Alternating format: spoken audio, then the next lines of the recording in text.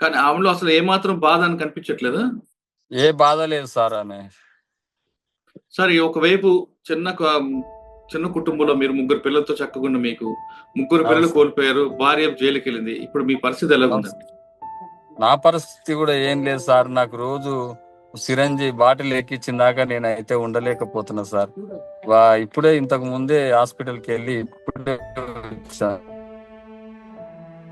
ఆ ముగ్గురు పిల్లల్లో మీకు బాగా పిల్లలు ఇష్టపడే ఆ ముగ్గురిని చూసుకోలేకపోయినా సార్ నేను అంతా. సార్, ముగ్గురు పిల్లల్లో మీకు బాగా ఇష్టపడ్డది ఎవరు? ముగ్గురు పిల్లలు ఎవరు మీకు బాగా ఇష్టం? నాకు అమ్మాయి బాగా చదివేది సార్. హ్మ్. అమ్మాయి బాగా చదివేది. అది ముగ్గురు నా పిల్లలే గాని చదువు బాగా చదివితే ఆ! చాలా ఇష్టపడేది. మంచిగా చదివేది. నేను చెప్పిన పని కాదనకపోయేది. ఆ! అమ్మాయి మంచిగా ఉండేది సార్ నాకు. హ్మ్. నాకు ఆడపిల్లలు, ఏ ఆడపిల్ల అయినా నాకు చాలా ఇష్టం, గౌరవం ఉండేది సార్ నాకు ఆడపిల్లలు అంటే. మగపిల్లలకు అంటే ఇక ఆడపిల్లలే ఎక్కువ ఇష్టపడేది, ఏ ఆడపిల్ల అయినా సరే. ఇప్పుడు ముగ్గురు పిల్లలు లేరు కదండీ మీకు. మీరు ఎలా మరి మీ జీవితం?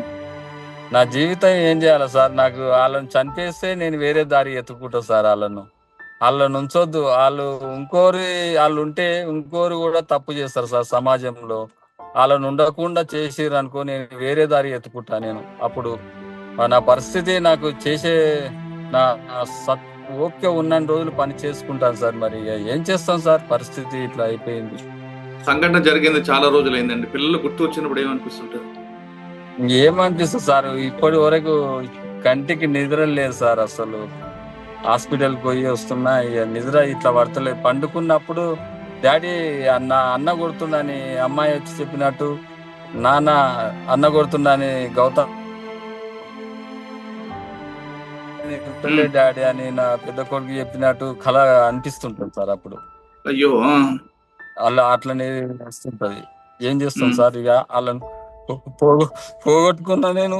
నేను ఏ జన్మల పాపం చేసిందో నాకు పిల్లలు దక్కకుండా పోయారు సార్. ఆ అమ్మాయి చంపకుండా ఉన్నది సార్. నన్ను చంపేది ఉన్నది సార్. నేను చంపినా నాకు బాధ లేకపో సార్. నా వంశం నిలవాడు, నా పిల్లలు తింటారు నా సంపాదన అని నాకు కూడా తృప్తి పోతుండే సార్ నాకు. నేను ఏ చంపడం ఎందుకండి? జన్మలో చంపడం చేసిన కాకుండా నీతో ఇష్టం లేదని చెప్పి వెళ్ళిపోవచ్చు కదా ఆవిడ. పిల్లని తీసుకొని. వెళ్ళిపోయినా నేను నా ముగ్గురు పిల్లలు నన్ను మంచిగా బతికించుకుంటుండే సార్. 5th క్లాస్ చదివేటోళ్ళకి ల్యాప్టాప్ తెచ్చిచ్చిన సార్ నేను నా పిల్లలకు. హ్మ్. నేను పిల్లలకి ఏనాడు తక్కువ లేదు సార్. నేను సాయంత్రం డ్యూటీ దిగి వచ్చేటప్పుడు ఇంటికి ఏదో ఒక పండు ఏదో ఒకటి తీసుకొని వచ్చేది సార్. నా పెద్ద హ్మ్. అబ్బాయి అయితే అన్ని పుచ్చకాయలేదే అంటుండేది. మా చిన్న అబ్బాయి ఏమో నాకు అరటి పండ్లు అని మా చిన్న అబ్బాయి చెప్తుండేది. మా అమ్మాయి హ్మ్. ఏమో దోశదే అని చెప్తుండేది. హ్మ్. నేను ఏదో ఒకటి పట్టుకొని ఐటెం తెచ్చి నా పిల్లలకి ఇస్తుంటా సార్ నేను. పిల్లల పుట్టినరోజు అంతా ఎప్పుడండి? ఈ మర్చిపోని ఈ జ్ఞాపకాలు మర్చిపోలేకపోతున్నా సార్. నేను ఎట్లా మర్చిపోవాలనో నాకేం అర్థం అయితే లేదు సార్. పిల్లల పుట్టినరోజు ఎప్పుడండి? 3వ నెల ఆ! 2014 సార్. హ్మ్. సార్, పెద్ద ఆయన 2014లో సార్. 25 3వ నెల 2014. హ్మ్. మదిపియా పాపం. మదిపియా ఆ! July 17 sir. హుహు. July 17 2015 sir. చెన్నై గారు మీ ఆస్తి కూడా పేపర్‌లో కూడా మీ ఆస్తికి గౌతమ్ సంబంధించిన 2017 సార్. ఆ! సార్ మా భార్య పేరు మీదనే ఆస్తి, ప్లాట్లు 2 ప్లాట్లు ఆస్తి మా భార్య పేరు మీదనే ఉన్నది. 2 ఎకరాల పొలం ఉన్నది. ఆ డాక్యుమెంట్లు అన్ని తీసుకొని పోయింది. ఎప్పుడు తీసుకెళ్ళిపోయారు ఆవిడ? సార్, ఎప్పుడు తీసుకెళ్ళిపోయారు ఆవిడ? ఎప్పుడు తీసుకెళ్ళింది తెలియదు సార్ నాకు. ఎప్పుడు హ్మ్. తీసుకుపోయింది, ఎప్పుడు చంపుతుందో అని తెలియదు సార్. తెలిస్తే నేను చెప్పకుండా సార్. నేను జాగ్రత్త నేను చూస్తుంటే ఆమె ఎప్పుడు తీసుకుపోయింది, ఎప్పుడు చంపాలి, ఎప్పుడు చేయాలని ఆమె ప్లానింగ్ తోనే చేసినట్టుంది సార్ నాకు. సార్ ఇప్పుడు మీ భార్య తప్పు చేసింది. జైలుకి వెళ్లారు ఆవిడ. మీరు ఇప్పటికైనా ఆమె క్షమిస్తారా? లేదు క్షమించరా? సార్, ఎందుకు సార్ ఉంది సార్ ఆడ. ఆ? ఎవరు తప్పు చెయ్యదు, ఆమె వాళ్ళని చూసి ఇంకోటి తప్పు చేయకూడదు సార్. ఒక కుటుంబం ఖరాబ్. నా పచ్చడి కుటుంబంలో ఆ శివకుమార్ గారు వచ్చి నిప్పులు పెట్టినప్పుడు వాళ్ళని ఉంచొద్దు సార్. వాళ్ళని హ్మ్. ఉంచితే ఇప్పుడు వీళ్ళని క్షమించి వదిలేస్తే ఇంకొకరు కూడా తప్పు చేస్తారు సార్. అది అది బాగుండదు సార్. నాకు నేను తప్పు చేయించిన అయితే సార్ నాకు వద్దు, అది చంపేయాలి. కాదు, ఆవిడ తప్పు అయినా క్షమించారు మీ దగ్గరకు వచ్చారనుకోండి, తన తప్పు తెలుసుకొని. అవును సార్. ఆమె తప్పు తెలుసుకొని మీ దగ్గరకు వస్తే మీరు ఒప్పుకుంటారా? ఒప్పుకోను సార్. ఎట్లా ఒప్పుకుంటా సార్? నేను ఎట్లా ఒప్పుకుంటా సార్? నా ప్రాణమన్నా తీసుకుంటా కానీ నేను ఒప్పుకోను సార్. నాకు అవసరం లేదు సార్. ఫైనల్ గా ఏం చేస్తున్నారు? రోజు పొద్దున్నే చేంజ్ సార్. చేస్తున్నారు. నువ్వు వెళ్ళిపోయి సార్ ఏం చేస్తున్నావు సార్? ఇప్పుడైతే ఏం లేదు, రోజు హాస్పిటల్ పోయి వచ్చి పండుకుంటున్నా అంతే. ఏముంది, ఇంత ఇంత తింటా కొద్దిగా. ఇవ్వ సార్, చూడండి సార్, నాకు ఇప్పుడే వచ్చిన. పిల్లలు గుర్తుకొచ్చినప్పుడు ఏం చేస్తున్నారండి? హాస్పిటల్కి వెళ్ళి వచ్చిన. కాదు చెన్నై గారు, పిల్లలు గుర్తుకొచ్చినప్పుడు ఏం చేస్తుంటారు?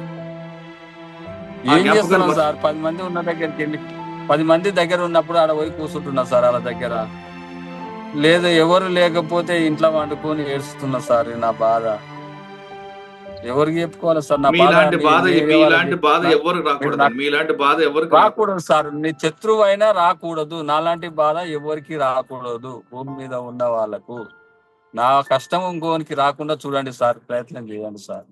సార్ ఫైనల్ గా మీ డిమాండ్ ఏంటండి? అలా ఉంచొద్దు సార్.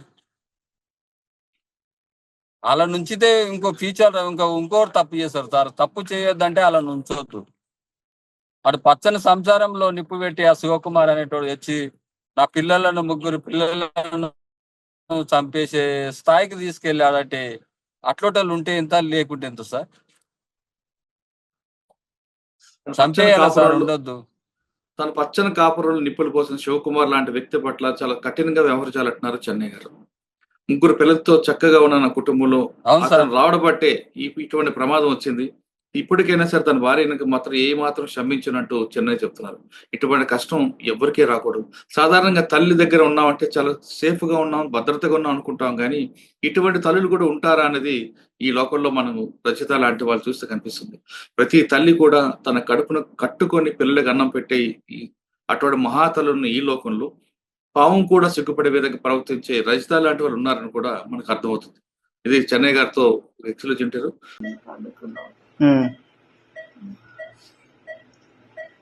ఎందుకు మరి ఇట్లా?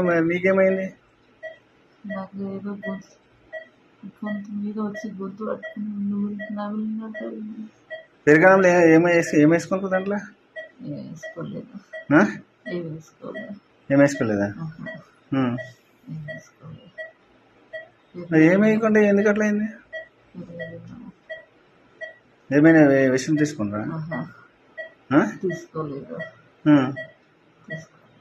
ఏముంది చెప్పమ్మా. తీసుకోలేదు.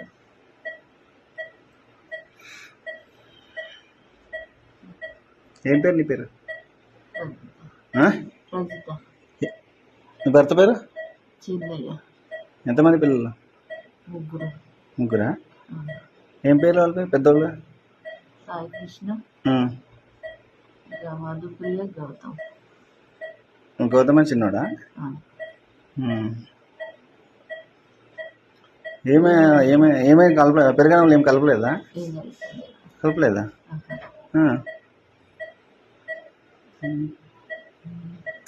ఎట్లా మరి? ఎట్లా జరిగింది మరి? ఏమవ్వాలి, మంచిగా ఉన్నారు కానీ నీకేమైంది అంటున్నా? నువ్వు హాస్పిటల్ ఎందుకు చేరినావు అంటున్నావు?